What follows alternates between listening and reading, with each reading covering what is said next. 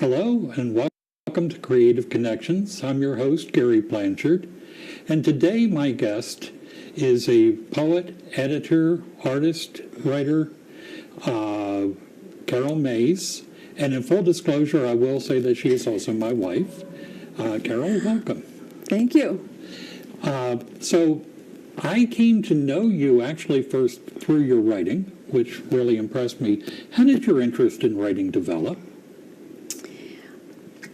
It happened suddenly when I was about 30. All of a sudden I had some issues I was dealing with, and I decided to write about them in form of poetry mostly.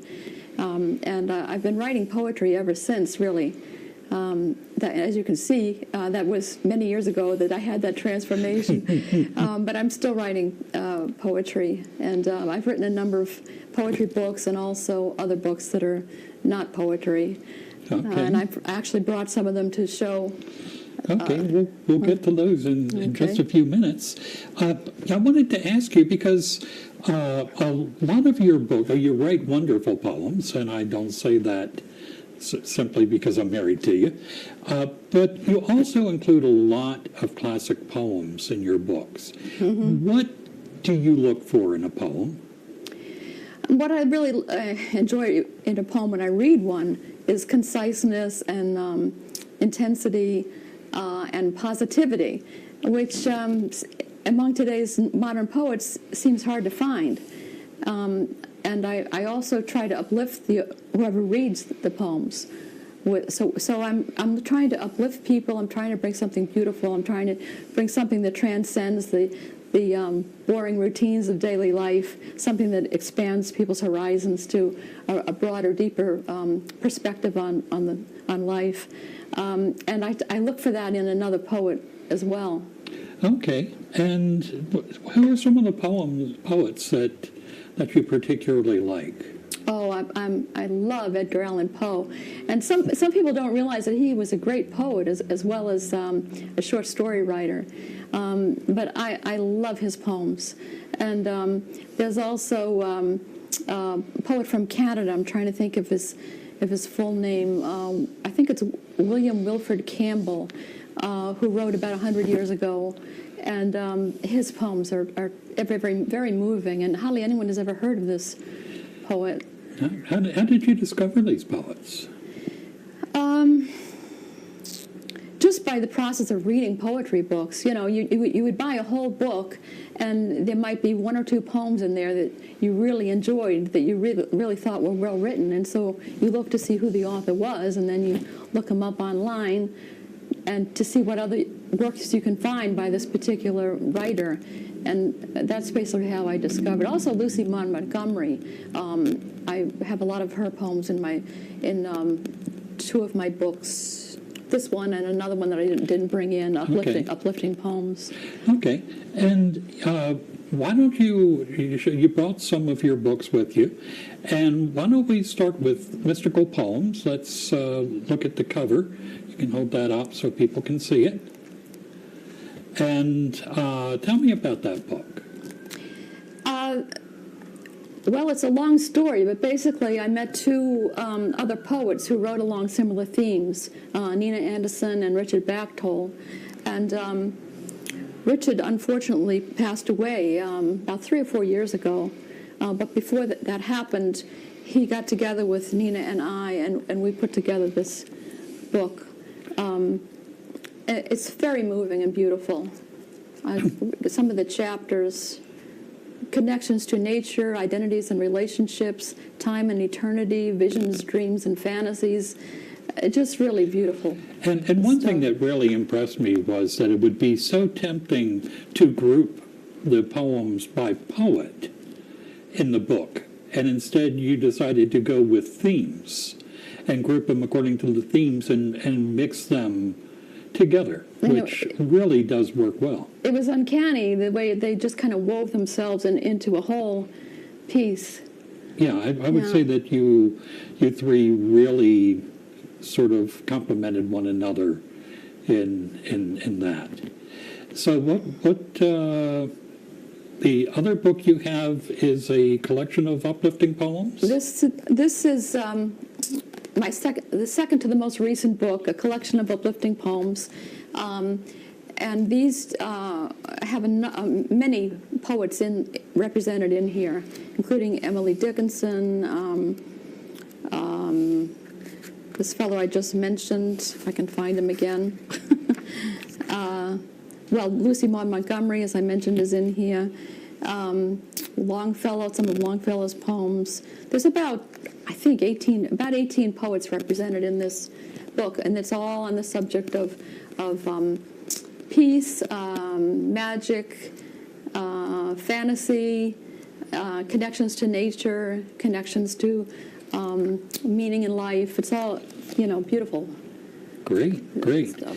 And then the third paperback that you brought is a holiday that I think is rather dear to you. Halloween. I love Halloween.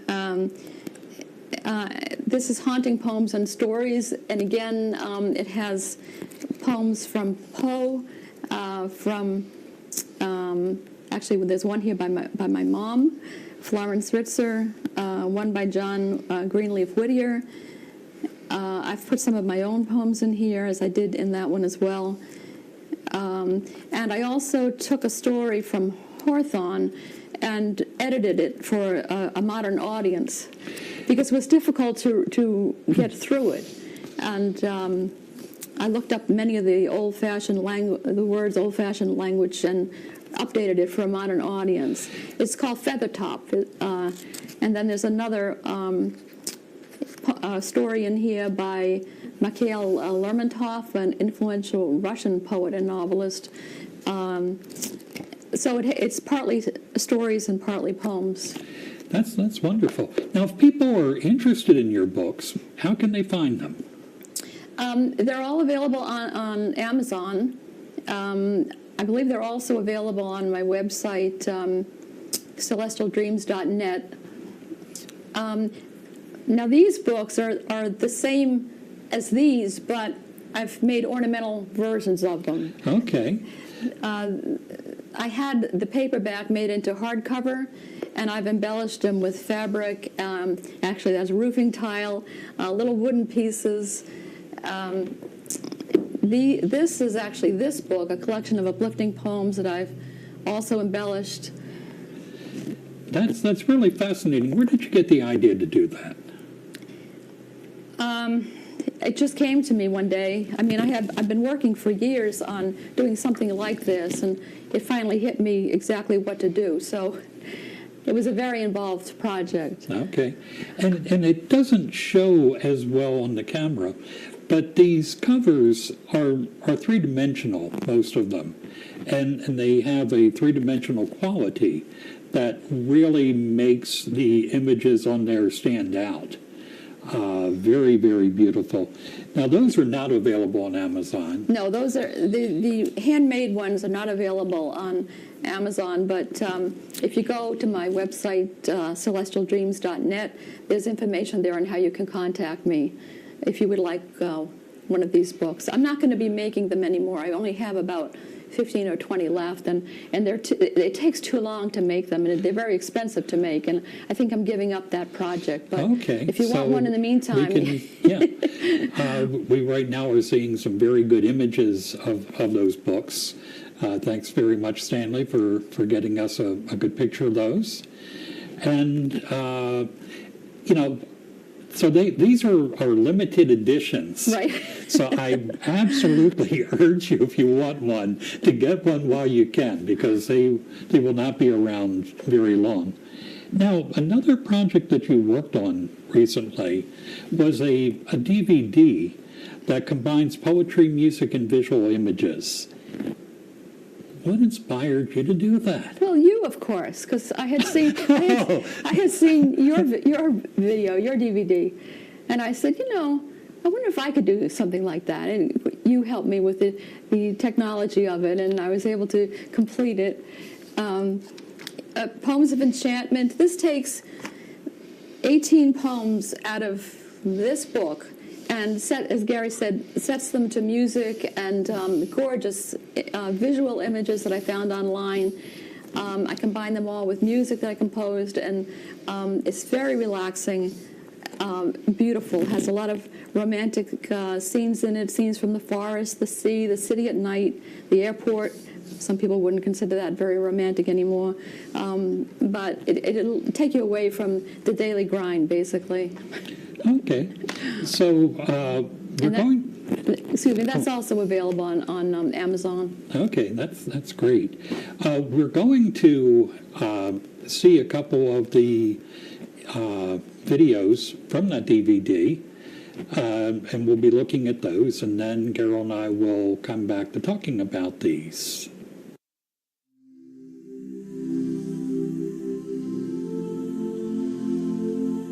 Somewhere in an old-growth forest, a woman smoothly moves amid shadows of the pines and hardwoods.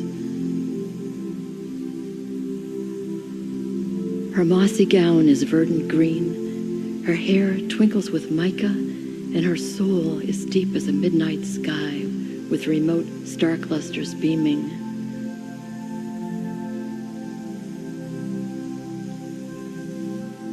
She tends the ruins of an ancient inn in a bed of ferns and roses. Many a nomad passing through is revived by her grace and goodness. Though we can't lay hands on her, she wanders free within our grasp. For the ancient inn beguiles us still in the labyrinths of our minds.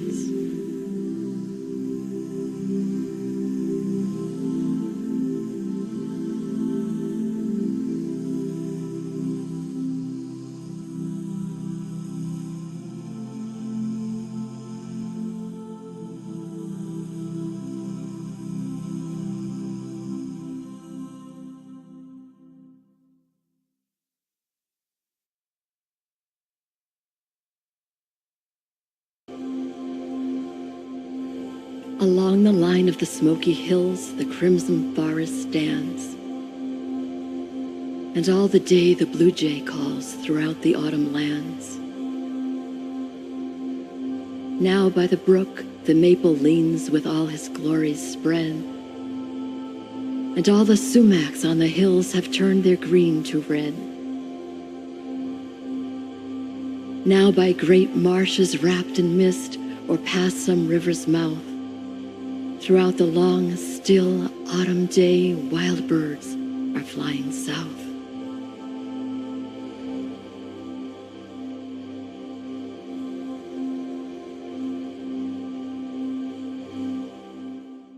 So, how did you come up with the music and the images to fit the poems? Well, it was fairly easy to find the images because I didn't have to, take the photographs myself. I didn't have to do the videos myself. I just found them online. I found websites that sold these to the public.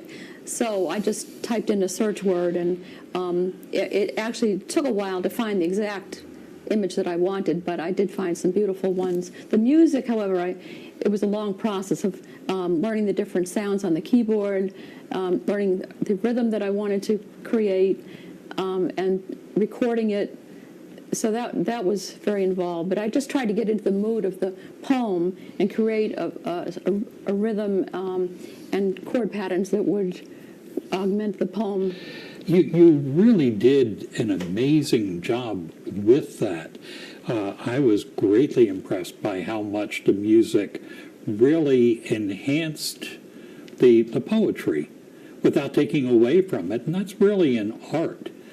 A lot of times you'll see perhaps a movie or a TV show where the music seems to overpower the program and give all the wrong feel. But in the videos that we just saw and the videos that are on here, you did an amazing job at getting those to sync up. Well, it wasn't only me. You remember the fellow who did the produced the sound? Right. We should mention him, shouldn't we? Yes. His name is, he goes by the name of Outra Lights, and he is actually based outside of Detroit. Outre Light, is that O-U-T-R-E, I think? Yes, yeah, O-U-T-R-E. Nice. And he does amazing music production and really brings out the best in musical projects. So we want to thank him as well.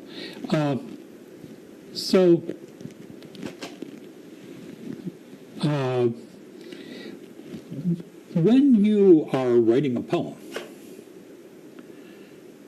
how do you know when it's finished? Well, you have like feelings. For me, it's a complicated process because it starts out as a stream of consciousness. But then when you wake up the next day and you look at it, you say, well, you know, a 5-year-old could have written this. It's a stream of very simple, pure stream of consciousness. So then you have to fashion it into something for adults, which is the hard part. Making the meters work, making the words work.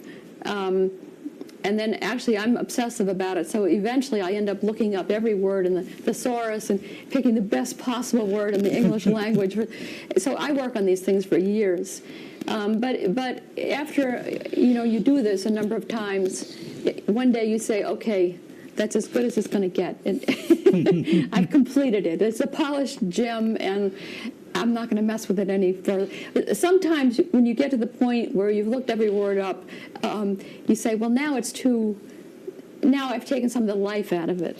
So then you have to put life back into it. So it's a very long, layered process for me. And a lot of poets don't do that, but for me, it's a very long process. But I've had some poems I've worked on for 10, 20 years, I remember there were some poems. The book you had out when we first met was called The Lost Art of Living Happily. And it was a book about how to live a happy life. But also it had some of your poetry in it. And what I do remember is that there were poems in there that are in the Uplifting Poems book, but they are very different from what they were when I first read them 25 years ago. And I would have to say that I thought that they were excellent poems when I read them, but I would also have to say that the work on them, I think you're right, you have not taken the life out of them by working on them so much. And I think that's a really delicate balance to make. So you're still writing? Not as often as I used to, but occasionally. Okay. What inspires you to write? If I feel that at some point in my activity for that day, some deeper intuition has come to me about some subject, some meaningful subject, that I feel I want to express, that it's worth really polishing and expressing, then I'll start the process. And as I say, at first, I'm very moved by whatever it is that has reached me, and I'll just immediately write everything down while I'm still fresh in the moment. Okay. But then, as I say, it's a long process to perfect it. All right.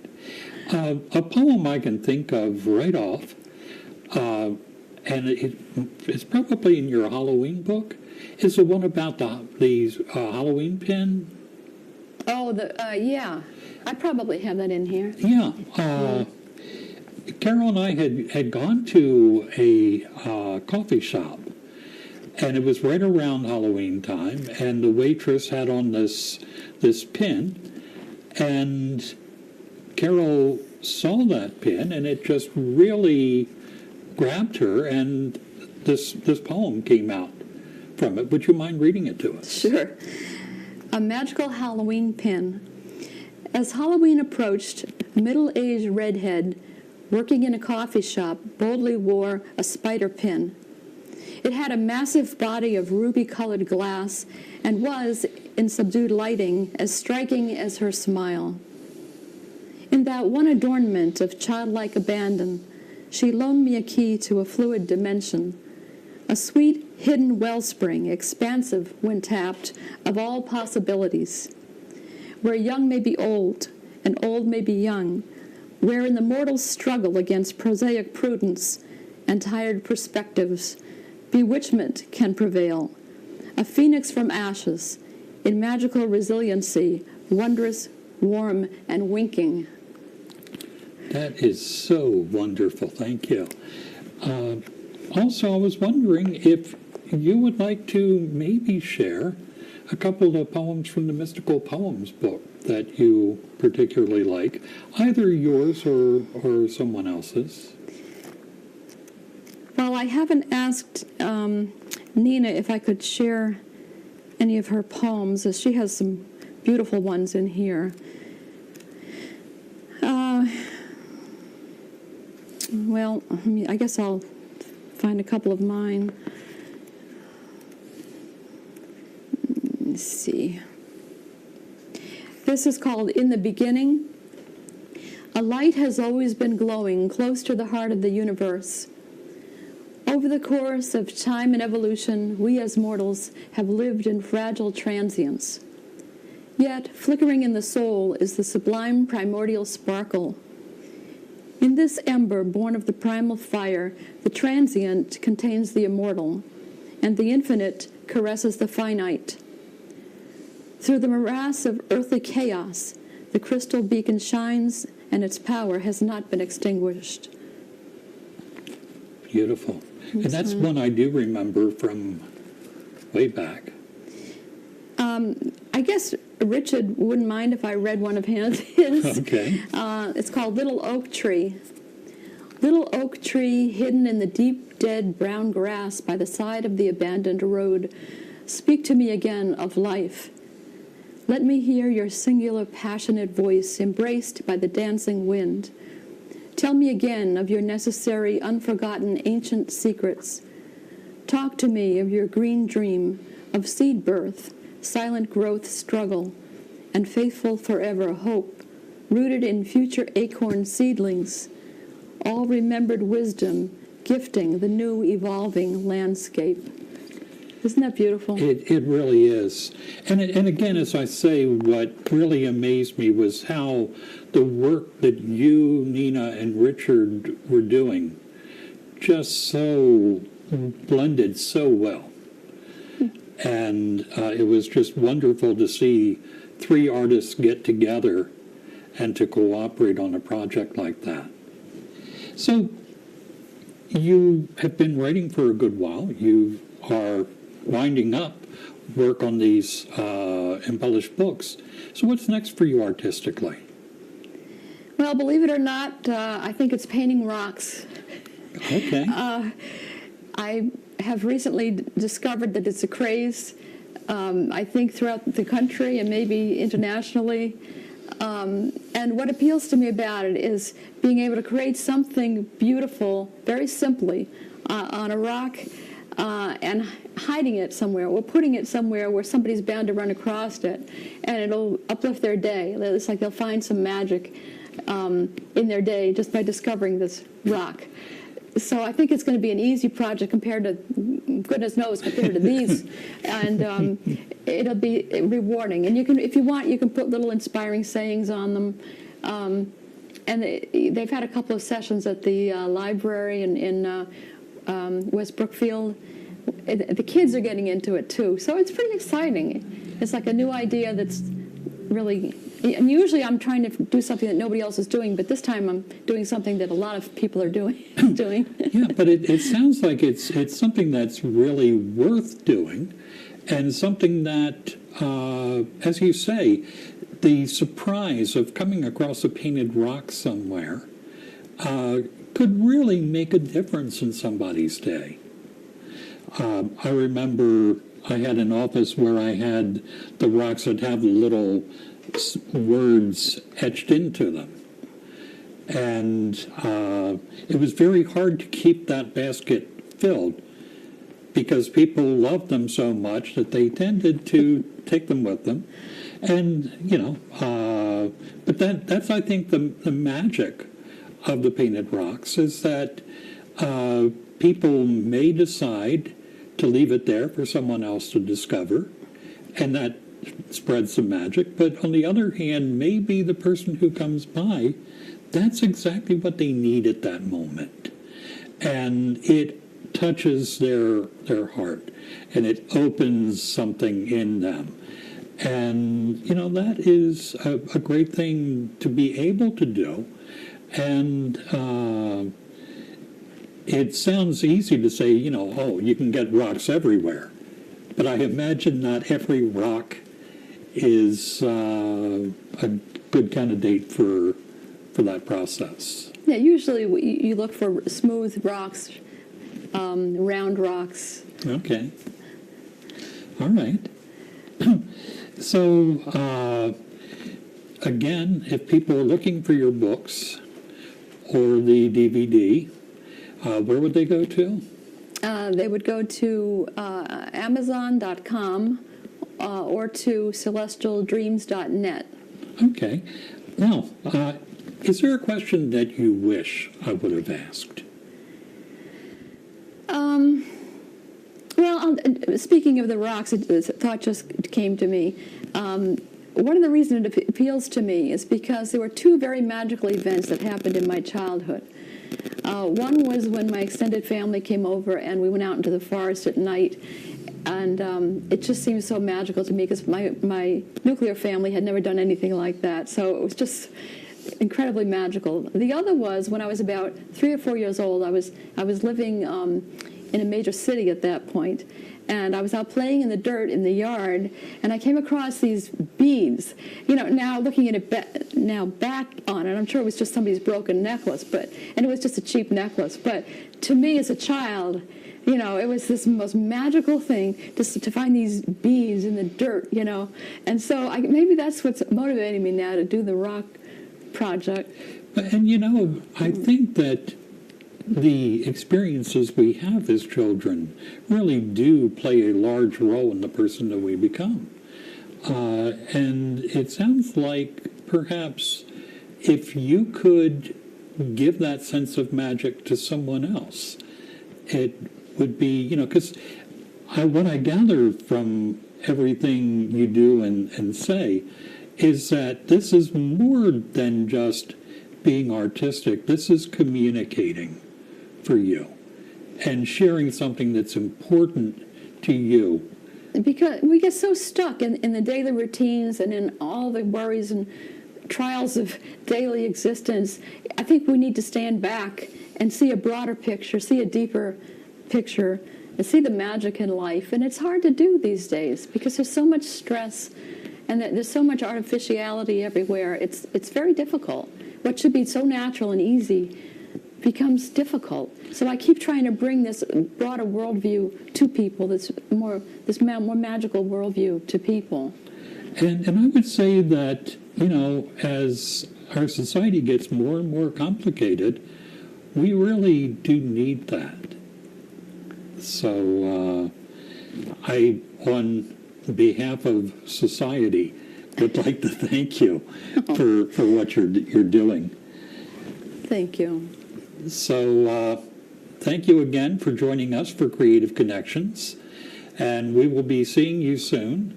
If you have anybody you would like to see as a guest on the show, feel free to contact me at garyblanchard@hughes.net, and I will see if I can get the person you would like to see on as a guest. And thank you, and we'll see you again soon.